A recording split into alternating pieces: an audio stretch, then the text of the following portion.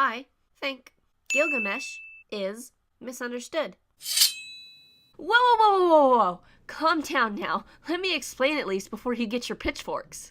Hey everyone, it's me, the Otaku Fango, here to do a sort of, I guess, character analysis of Gilgamesh. Spoilers for Fate Zero and Fate Unlimited Blade Works. You have been warned. So let us begin.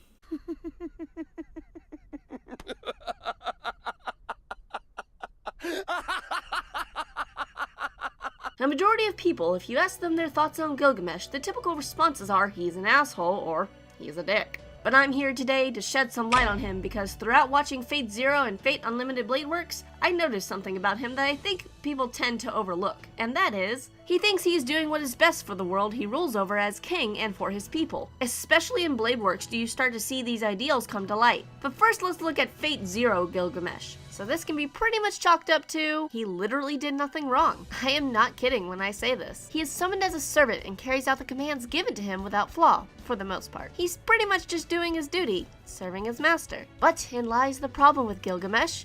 He gives Kirei some advice, if you will, from time to time. Now, did Kirei have to listen to Gilgamesh? Oh, heck no. But he did. From my point of view, Gil was just trying to get a subject of his to see what path he could go down, and Kirei, unfortunately, went down that path. You have to remember that Gilgamesh here thinks of everybody as his loyal subjects, so to speak. I mean, he calls himself the king of heroes. Is he completely self-absorbed? Absolutely. Do I agree with his ideals? Somewhat, as especially in Blade Works I can see where he's coming from. So let's speak about that change that Gilgamesh has from Zero to Blade Works. This is when I feel like we see the true Gilgamesh. And now what you're thinking, an asshole. I'm talking about a king doing what he thinks is right. Does he go about it the wrong way? Abso-freaking-lutely.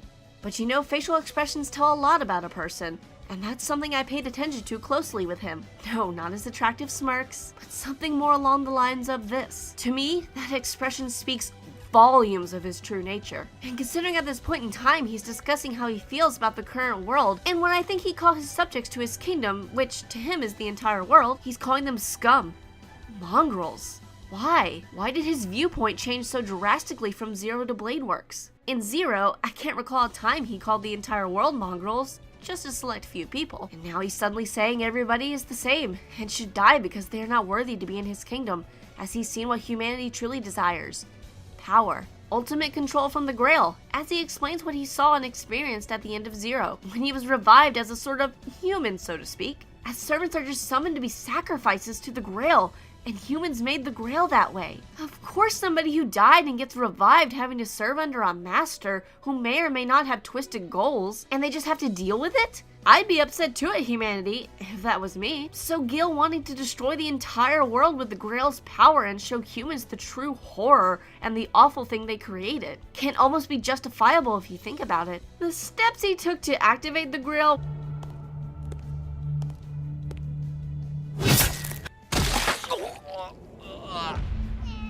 are definitely not the best ones. However, that's not to say every human being in the world is scum or a mongrel, but there are those out there. Gil wants to target people who would go out to do school shootings or sexually assault a woman, steal, murder. People like that wouldn't be fit for his kingdom. However, his ideal became twisted and he thinks the entire world is like that because of what the Grail does to its servants. Maybe not all of the servants, but it happened to him. Gilgamesh sees the extremely flawed humanity for what it can be sometimes. Scummy. And that's an ideal of his I can at least agree with. So in conclusion to this, I'd say Gilgamesh is misunderstood because his ideals sound wrong. But if you think about his circumstances and everything he's gone through, I can see the somewhat good in it. So I hope you enjoyed this sort of character analysis of Gilgamesh and my own little personal opinions here and there. I tried my best with this, and while I hope the end result maybe got you to think about this character and maybe see him in a little bit of a new light. Oh, and I'd just like to mention how on the wiki page for Gilgamesh it says his likes and dislikes, and I find it really saddening to know he hates himself, especially after writing this extremely long script, and he's placed in the chaotic good category. So he's not as bad as everyone seems to make him out to be.